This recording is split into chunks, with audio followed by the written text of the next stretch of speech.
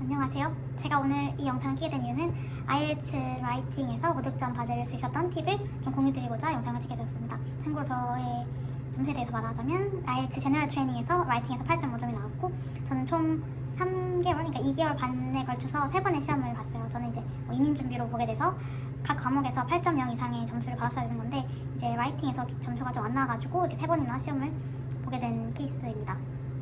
그리고 저는 이제 제너럴 트레이닝을 봤지만, 제가 알기로는 IELTS 라이팅 태스크 2 같은 경우에는 아카데믹도 제너럴 트레이닝도 유형이 같고 평가 기준도 똑같은 걸로 이해를 하고 있어요.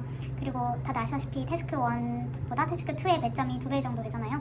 그래서 오늘 말씀드릴 것도 태스크 2에 관한 팁입니다. 그리고 이제 이 영상을 보시면 더 도움이 될 것 같은 분들이라고 하면은, 아무래도 영어를 지금 막 공부를 시작하신 분들보다는 어느 정도 영어에 대한 이해, 기본적인 문법이라든지 문장에 대한 이해가 있으시고 복합적인 문장도 쓰실 수 있는 분들, 그리고 무엇보다 중요한 게 이제 40분 안에 400자 정도 에세이를 쓰실 수 있는 분들이 들으시면은 훨씬 더 도움이 되지 않을까 싶습니다. 아무래도 저 같은 경우에는 첫 번째 시험에서 IELTS 라이팅이 7.0 나왔고, 두 번째가 7.5, 마지막 시험에서 8.5가 나왔었는데, 한 비슷한 본인 점수가 지금 한 6.5에서 7.0 정도 된다. 근데 7.0 정도 된다. 근데 그 이상으로 올리는 게 사실 쉽지 않거든요. 제가 봤을 땐 7.5까지도 후기에 찾아보면 나오긴 하는데, 정말 8.0, 8.5 이 정도는 제가 정말 열심히 찾아봤을 때는 없었어요. 그래갖고 공부를 했을 때 제일 어려웠던 게 당연히 점수가 안 나와서 라이팅이었지만, 단순히 점수가 나오지 않는 것뿐만 아니라 이거를 어떻게 늘려야 되는지 감도 안 온다는 느낌이 되게 많이 들었고, 사실 첫 번째, 두 번째 시험 봤을 때만 또 내가 쓴 에세이에는 문법적인 실수도 하나도 없고 되게 균형 있게 잘 쓴 것 같은데 왜 이게 8점이 안 나오지? 라는 고민을 많이 했기 때문에 저 같은 사람이 있으시다면 되게 도움이 되지 않을까 싶습니다. 일단 그럼 본론으로 들어가서, 제가 늘 어떤 시험을 볼 때든 아니면 뭘 할 때든 뭐에 도전할 때든 가장 중요하게 생각하는 게 이제 그 게임에서 이기려면은 게임의 룰을 정확히 알고 있어야 된다. 근데 그러기 위해서는 IELTS 라이팅을 어떤 심사 기준에 근거하여서 평가를 하는지 잘 이해를 할 필요가 있잖아요. 그래서 아시는 분도 당연히 있으시겠지만은 IELTS 같은 경우는 4가지 기준으로 평가가 됩니다. 첫 번째가 이제 Task Achievement라는 거고, 두 번째가 Cohesion, Coherence, 그리고 세 번째가 Lexical Resources, 그리고 네 번째가 Grammatical Range and Accuracy. 이렇게 있는데 이게 두 가지로 나눠지죠. 맨 처음 두 개는 좀 더 논리적인 전개라든지 에세이의 구성을 보는 거고, 나머지 두 개가 이제 언어적인 능력을 보는 건데, 이게 IELTS 라이팅을 더 어렵게 하는 것 같아요. 왜냐면 이게 언어적인 부분만 보는 게 아니라 에세이 구성까지도 보기 때문에, 구성이라든지 그 논리 전개까지 보기 때문에 그 부분도 확실히 잡아둘 필요가 있다 하는 것 같아요. 그래서 이 4개의 그 평가 기준에 대해서 제가 어떤 식으로 이제 접근했는지를 보여드릴게요. 이 접근법은 저는 그 7.0 받았을 때, 7.5 받았을 때 접근했던 방법이랑 8.5 받았을 때 접근했던 방법이 정말 다르거든요. 그래서 그 부분도 좀 하이라이트 하면서 말씀드리고자 합니다. 그래서 맨 처음에 이제 태스크 어치브먼트 같은 경우에는, 저 같은 경우 이거는 이제 빠짐없이 그 IELTS 그 태스크에 대해서 빠짐없이 그리고 균형 있게 에세이 안에서 이제 커버를 했는지를 보는 것 같아요. 그래서 가장 제가 좀 느꼈던 거는, 이거는 4문단을 가지고 가면 안 되고 5문단을 가지고 가야지 그 태스크에 대해서 균형 있게 커버를 할 수 있다고 저는 생각을 합니다. 보통 이제 그 시중이나 이렇게 인터넷에서 보는 템플릿 같은 경우에는 많은 에세이들이 4문단을 가지고 가더라고요. 이게 4문단이라는 거는 서론이랑 결론을 제외하고 본문 2개를 가져간다는 건데, 본문을 2개만 가져가면은 태스크에 대해서 균형 있게 커버를 하기가 매우 어렵다고 저는 생각을 되거든요. 이게 만약에 이제 가장 이제 IELTS에서 대표적인 유형이 그 상반된 2개의 의견을 주고, 너가 어떤 거에 너가 동의하는지, 아니면 하나의 의견을 주고 agree, disagree 하는지, 이런 거잖아요. 근데 이런 유형에 대해서 많은 템플릿이 본문 2개에 대해서는 내가 왜 이 의견에 동의를 하는지 아니면 비동의를 하는지에 대한 근거를 2개를 각각 문단에 쓰고, 마지막에는 그러므로 나는, 결론에서는 이제 그러므로 나는 여기에 동의한다 아니면 동의하지 않는다, 이런 식으로 가져가더라고요. 근데 그렇게 하면은 아무리 질문이 agree, disagree였어도 사실 내 의견을 설득력 있게 주장하려면 반대 의견도 한번 다뤄야 되거든요, 에세이에서는. 그래서 저는 항상 5문단을 가져갔어요. 그래서 아까 말씀드린 그 your opinion만 물어보는 유형에서 말하자면, 첫 번째 문단, 본문은 이제 동의하는 사람들의 의견이겠죠. 두 번째 문단은 그럼 반대하는 의견의 사람들의 이제 근거겠죠. 마지막은 이걸 포함해서 이 둘 다의 의견을 내가 잘 고려를 해봤는데 나는 이렇게 생각한다라고 내 의견을 말해주는 게 본문 3이 되겠는데, 그 시중에서 나와 있는 템플릿은 아무래도 그냥 본문 1에서 나는 이렇게 하니까 동의한다, 본문에서 나는 이렇게 하니까 더 동의한다, 그리고 결론에서 난 동의한다, 이렇게 하니까 좀 그런 태스크 어치브먼트에서 높은 점을 얻기 어렵지 않을까라는 생각을 좀 했습니다. 그리고 뭐 이 유형뿐만 아니라 다른 유형이라고 하면은 뭐 discuss both viewpoints and provide your opinion 이것도 있는데 이건 사실 더 쉽죠. 왜냐면 어쨌든 두 개의 의견을 다 이제 다뤄야 되기 때문에 그 경우에는 본문 1에서 상반의 의견 중에 하나, 본문 2에서 상반의 의견 중에 다른 거, 그리고 마지막 본문에서 내 의견 이렇게 하실 수 있고, discuss both side 같은 경우에도 똑같이 가져가면 될 것 같아요. 본문 1에서는 그 동의하는 의견, 본문 2에서는 반대하는 의견, 본문 3에서는 굳이 내 의견이라고 말하진 않아도 돼요. 말할 필요도 없고 말하면 안 되고, 다만 이 의견들을 통합해서 봤을 때 뭐 예를 들면 밸런스된 어프로치가 좋다 이런 식으로 이제 내 뭐 in my opinion이라는 이제 그런 얘기는 빼고요. I think, I believe 이런 문구는 다 빼고 그냥 뭐 홀리스틱한 어프로치가 좋다 이런 식으로 하나 마무리해주는 의견이 있으면은 본문이 있으면 더 좋지 않을까라고 저는 생각을 합니다. 그래서 태스크 어치브먼트는 5개의 문단을 가져가는 게 좋다. 여기서 드시는 의문이 그러면 나는 시간이 없고 그리고 글자도 많이 써야 되지 않냐 하는데, 저는 각 문단의 양을 조절함으로써 전체 에세이의 숫자는 안 늘리게 할 수 있는 것 같아요. 예를 들어 보면은 제가 첫 번째 봤던 IELTS 시험에서는 4문단만 가지고 왔어요. 그런데도 400자 정도가 나왔던 것 같아요.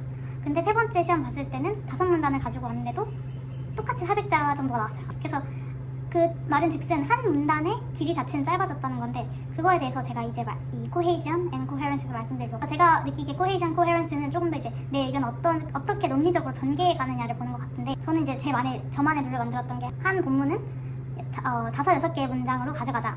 그리고 한 문단에는 2개의 근거를 넣자. 이렇게 해서 가져갔어요. 그러니까 그 말은 즉슨 한 본문에 2개의 근거가 들어가는데 한 개의 근거는 대략적으로 2개에서 3개의 문장으로 구성이 된다 라고 보시면 되겠죠.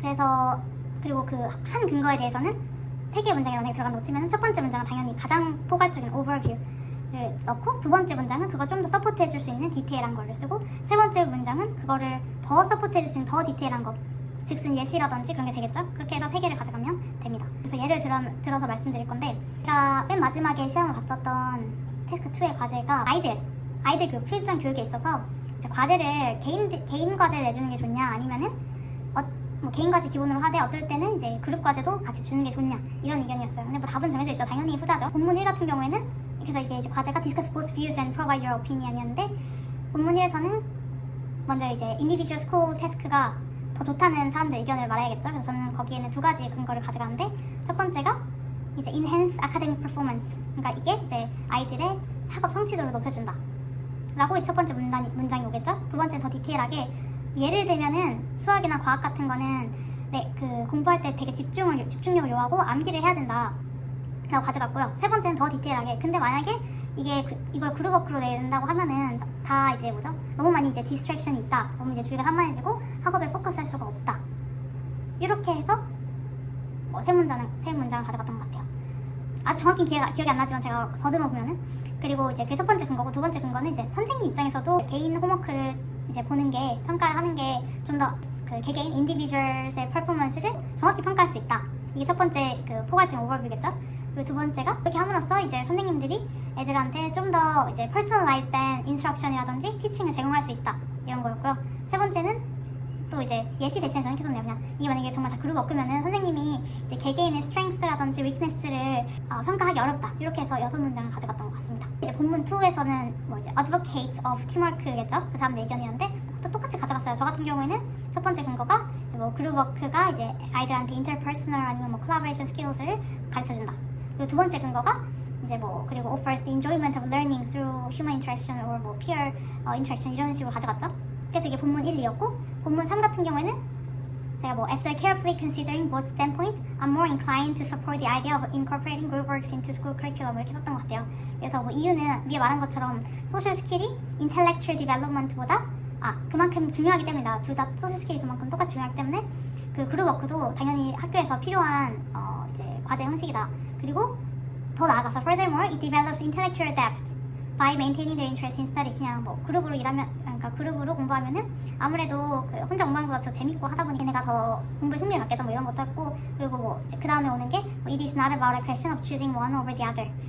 어차피 이게 뭐 둘 중 하나만 고르라는 게 아니라 두 번째 그 의견이 그 개개인의 과제도 하되 그룹 워크도 내자, 이런 거기 때문에 당연히 이게 더 말이 된다라는 거죠. 그래서 뭐 밸런스드 어프로치, 그러니까 학생들이 좀 더 자기 이제 애더트후드를 잘 이제 준비하게 도와준다, 뭐 이런 식으로 썼던 것 같아요. 그게 이제 본문 3이었고요. 이제 남은 게 서론과 결론이겠죠. 서론과 결론은 이게 정말 간단한 것 같아요. 여기서는 정말 시간과 노력을 최소한으로 하고 모든 포커스는 본문으로 가야 된다. 본문의 업이라든지 리즈닝, 얼마나 내 근거가 설득력이 있고 논리적인지에 다 이제 좀 많이 시간을 투자해야 되고, 서론 결론은 전 다 세 문장만 가져갔어요. 서론은 맨 첫 번째 문장은 정말 과제 패러프레이즈 하기. 근데 패러프레이즈 정말 중요해요. 그냥 과제에 있는 단어 그대로 가져다 쓰는 게 아니라 다른 언어, 다른 어휘로 다 바꿔 써야 되고요. 그리고 서론의 두 번째 문장은 내 의견을 먼저 말해주는 거죠. 왜 에세이의 가장 중요한 건 결론이 먼저 와야 된다는 거잖아요. 그래서 아주 간단하게 뭐 내 의견, 저 같은 경우에는 아까 말한 에세이를 예를 들면은 전 이렇게 됐죠. 이제 두 번째 문장 같은 경우에는 아까의 예로 보자면은 나는 그룹워크가 이제 인터퍼스널 스킬을 알려주고 가르쳐주고 또 나아가서는 학업 성취도에도 좋은 영향을 끼치기 때문에 그룹워크를 이제 스쿨 커리큘러에 넣는 게, 과제를 넣는 게 더 좋다고 생각을 한다. 아주 간단하게 막 이거를 막 두세 문장으로 나눌 필요 없고 그냥 그 명사화 시켜가지고 간단하게 말하고, 그리고 마지막 문장 같은 경우에는 뭐 in this essay I will discuss both standpoints and provide my opinion 이렇게 쓰면 되는 것 같아요. 그게 끝. 저는 정말 맨 처음에 IELTS 공부할 때는 서론을 되게 멋있게 쓰는 게 중요하다고 생각을 해갖고 항상 막 사회적 트렌드랑 이걸 막 연결시키려고 하고 있었는데 그럴 필요가 전혀 없고 이렇게 세 줄로 서론을 썼는데도 8점으로 받았습니다. 그래서 여러분들도 뭐 시간이 정말 많으시다면은 뭐 서론에다가 좀 시간 투자하는 것도 좋지만은 결국에는 에세이가 밸런스도 되게 중요하잖아요. 막 본문이 제일 길어야 되고 본문이 제일 중요해야 되는데 서론이 막 5-6줄 이렇게 있고 본문은 되게 짧으면 그것도 되게 균형이 좀 깨진 에세이처럼 보이거든요. 그래서 뭐 서론과 결론은 최대한 간단하게, 결론 같은 경우는 똑같이 본문에서 다룬 동의 의견, 반대 의견, 그리고 내 의견 이것만 딱 하고 맨 마지막 문장은 저 같은 경우에 사회적 임플리케이션으로 좀 링크 시키는 걸 좋아했어요. 뭐 예를 들면은 뭐 이렇게 함으로써 우리가 좀 더 헬티하고 서스테이너블한 소사이티를 만들 수 있다. 뭐 이런 식으로 해갖고 그냥 가져갔던 기억이 납니다. 그렇지만 이것도 세 문장만 딱 썼습니다. 결론도 세 문장만 딱 썼어요. 그게 저는 코헤이전이랑 코헤런스가 중요한 것 같고요. 그리고 나머지 두 개는 렉시컬 리소스랑 그래머는 정말 테크닉의 영역이고 이미 본인이 한 7.0 정도 수준이 된다고 하시면 여기서는 좀 막힐 게 없어요. 왜냐면 이건 정말 인풋을 늘리기만 하면은 이제 되거든요. 한 7.0 정도 점수가 나오시는 분들은 아마 이 단어를 몰라서 못 쓰는 게 아니라 쓰려고 하면 생각이 안 나는 걸 거예요. 그렇기 때문에 좀 쓸만한 프레이즈라든지 단어 같은 거, 단어도 왜 그냥 한 단어 말고 복합 단어 같은 거 결국에는 IELTS는 써야 되잖아요. 그러니까 두 개의 단어를 합쳐서 아까 말씀드린 것처럼 아카데믹 어치브먼트, 아카데믹 퍼포먼스 이런 식으로 붙여서 쓰는 거를 얼마나 이제 맞게 쓰는지, 한국말로 하면은 우리가 학업 성취도라는 말을 많이 쓰지 뭐 학업 달성도 이런 말보다 학업 성취도라는 말을 많이 쓰잖아요. 그런 식으로 같이 자주 붙어 쓰는 단어들을 좀 많이 익혀두시는 게 좋은 것 같아요. 그래서 제가 했던 방법은 IELTS 뭐 라이팅 하면 토픽이 정말 많을 텐데 사실 카테고라이즈 하면은 그렇게 많지도 않아요. 뭐 예를 들면 이게 아이들 교육 될 수도 있고 뭐 문화적 다양성이 될 수도 있고 뭐 사회복지 뭐 아니면은 뭐 글로벌라이제이션 vs 로컬라이제이션 뭐 이런 걸 수도 있고, 그래서 이렇게 나눈 다음에 거기에서 잘 쓸만한 그 단어 같은 거를 딱 다 정리하는 거죠. 근데 뭐 쉬운 단어는 굳이 정리할 필요 없고 내가 이 정도면 내가 에세이에서 생각이 안 날 것 같다 정도로 느껴지는 것만 해도 그냥 무조건 다 넣어서 이제 엑셀을 다 정리하는 거죠. 그리고 이제 시험 보기 전에 한 뭐 3-4번 정도만 봐도 이게 뭐 직전에 한 3-4번 정도만 봐도 정말 에세이 쓸 때 생각이 나거든요.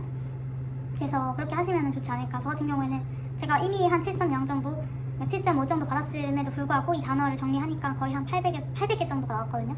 그거를 마지막 시험 보기 전에 한 2-3번 정도 읽고 갔던 것 같습니다. 그래서 어휘는 그렇게 하시면 될 것 같아요. 어휘가 이게 어려운 단어를 쓴다고 그 언어를 잘하는 게 절대 아니고, 사실 일상생활에서는 얼마나 쉬운 단어를 가지고 어려운 개념을 설명하는지가 그 사람의 이제 언어적 능력을 평가하는 데 중요한 잣대가 되는데, 이 에세이, IELTS, 뭐 라이팅 에세이 같은 경우에는 정말로 400자 안에 내가 가진 언어적인 역량을 다 보여줘야 하기 때문에 무조건 어려운 단어로 쓰는 게 맞습니다. 저 같은 경우에는 단어에서 절대 안 했던 게 2가지가 있는데, 첫 번째는 쉬운 단어 쓰는 거. 우리가 보통 쓰는 기본 동사 있잖아요. 뭐 have, make, 뭐 give, help 이런 거 절대 안 썼어요. 이런 거 웬만하면 다 어려운 걸로 다 바꾸고, 그리고 뭐 many, little, like small 이런 것도 절대 안 쓰고, 뭐 many는 뭐 a wide variety of 뭐 이런 식으로 다양한으로 바꾼다던가 이렇게 하고, 뭐 small number of도 뭐 limited 이런 식으로 조금씩만 바꿔도 이게 도움이 되는 것 같거든요. 그리고 뭐 정말 더 어렵게 바꾸려면 더 좋죠. 저 같은 경우는 children도 juveniles 이런 식으로 바꿔 썼습니다. 그리고 이게 첫 번째죠. 쉬운 단어는 웬만하면 쓰지 않는다. 그리고 두 번째는 paraphrase 한다. 똑같은 단어 반복해서 쓰지 않는다. 물론 이제 막 대명사 같은 건 어쩔 수 없이 대명사 조동사는 반복이 될 수밖에 없죠. 근데 그런 거 제외하고 쓰는 단어들은 웬만하면 한 에세이에 한 번이나 많으면 2개 정도 쓰는 게 맞는 것 같아요. 뭐 예를 들면 아까 전에 말했던 give 같은 것도 이제 provide라고 바꿔 쓸 수 있잖아요. 근데 provide 다 provide라고 쓰지 말고 provide도 될 수 있고 offer도 될 수 있고 render 이렇게 될 수 있죠. 그러니까 다 바꿔 쓰는 게 중요한 것 같아서 아까 말씀드린 그 단어 정리할 때 그 단어만 정리하는 게 아니라 옆에 시노님도 같이 정리한다. academic performance는 academic achievement라고 바꿔 쓸 수 있고 뭐 intellectual development 이런 것도 뭐 intellectual 모르겠어요 depth 이런 걸로 바꿀 수 있고 아무튼 바꾸려고 하면은 바꿀 수 있는 게 너무 많거든요. exercise도 뭐 physical engagement 이런 거죠. 뭐 physical activities, physical involvement 이런 식으로 다 좀 바꿔서 쓰는 게 저는 되게 중요하다고 생각해요. 그래서 어휘 같은 경우는 딱 이제 3가지죠. 1. 엑셀 단어장 만들기. 2번째 기본 동사, 기본 단어 쓰지 않기. 기본 단어는 어려운 단어를 바꾸기. 3번째 paraphrase 하기. 똑같은 단어 반복해서 쓰지 않기. 그리고 문법 같은 경우에는 이제 grammatical range and accuracy인데 accuracy는 간단하죠. 이제 틀린 거 없는지잖아요. 스펠 체크라든지 그리고 어랑 동사 그게 맞는지. 뭐 예를 들면 3인칭 단수에는 S 써야 되고 그런 거 있잖아요.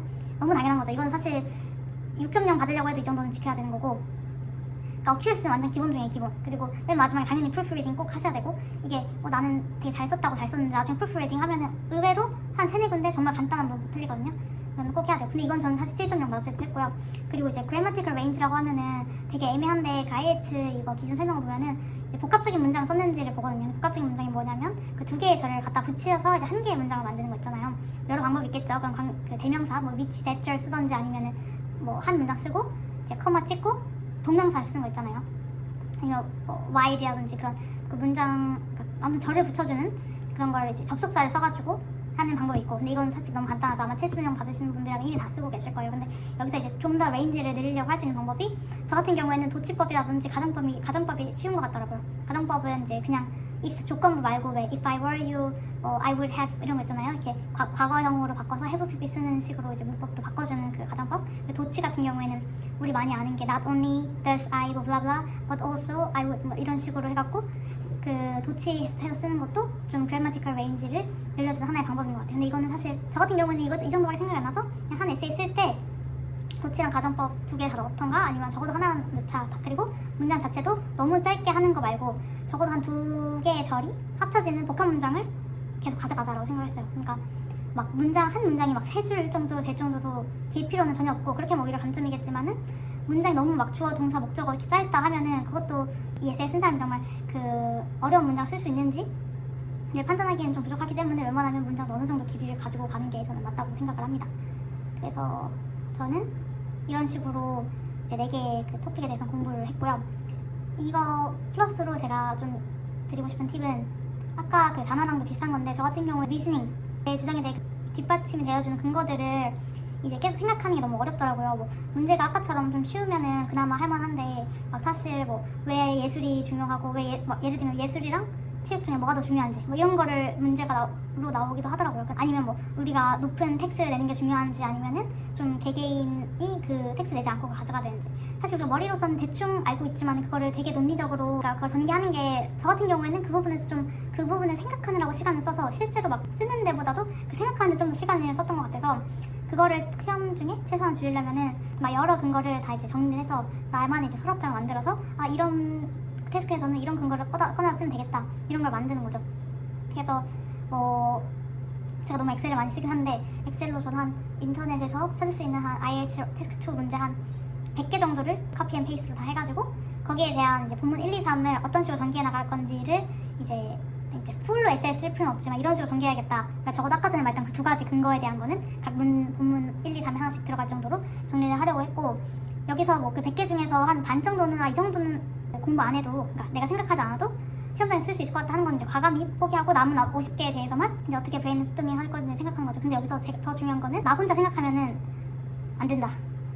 왜냐면 내 머릿속에 들어있는 건 어차피 내 머릿속에 들어있는 거기 때문에 아무리 열심히 생각을 해도 그 한계를 뛰어넘기 어렵거든요. 근데 그렇게 하면 사실 너무 비효율적이기도 하기 때문에 저는 챗GPT를 정말 많이 활용했어요. 그래서 좀 어려운 것 같다 하는 과제는 챗GPT한테 이 주제로 IELTS 뭐 밴드 8에서 9 정도 나오게 에세이를 400자 안으로 써줘 하시면 정말 논리적으로 설득력 있게 써주거든요. 그래서 거기에도 항상 늘 근거가 2-3개 정도 들어가게 해줘요. 한 문단에. 그럼 그거를 가지고 이제 분석을 하는 거죠. 왜 얘는 어떻게 그 논리 전개했는지 어떤 근거를 썼는지. 그래서 그거를 내 엑셀에도 좀 저장을 해놓고 그래서 그걸 한 뭐 10번, 15번, 20번 반복하다 보면은 대체적으로 이런 식으로 이런 근거를 가져가면 되겠구나. 왜냐면 50개의 과제에 대해서 똑같이 50개의 다른 근거가 필요하진 않아요. 그 중에서 겹치는 게 정말 많기 때문에 그 근거를 자주 접할수록 이제 내 서랍장에서 꺼내기가 쉬워지는 거죠. 빠르게 꺼낼 수 있기 때문에 그걸 한번 해보시는 거 정말 추천드립니다. 그리고 7.0에서 8.0은 아웃풋보다도 인풋이 훨씬 중요한 것 같아요. 저는 7.0 받아서 첫 번째 시험에서는 하루에 뭐 1개에서 2개 정도 에세이를 맨날 썼었는데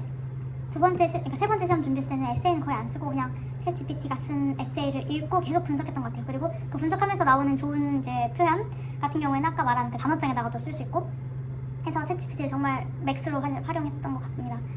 그러니까 아웃풋보다도 인풋을 훨씬 많이 늘려야 된다. 왜냐면 우리 머릿속으로 생각해낸 에세이는 한계가 있기 때문에 어차피 내 머릿속에서 한계가 있기 때문에 좋은 정말 그 잘 쓴 에세이를 보면서 배우는 게 훨씬 더 도움이 되는 것 같습니다. 그래서 그 정도가 제가 말씀드리고 싶었던 팁이었고 시험 만데 0.5점 정도 모자라면 재채점을 꼭 해보시라고 권해드리고 싶어요. 저는 2번 재채점 했는데 한 번은 안 나왔고 2번은 1.0이 올랐어요. 라이팅이죠. 그래서 마지막 시험 사실 제가 시험 점수 원래 점수가 7.5였는데 재채점 하니까 8.5로 올랐습니다.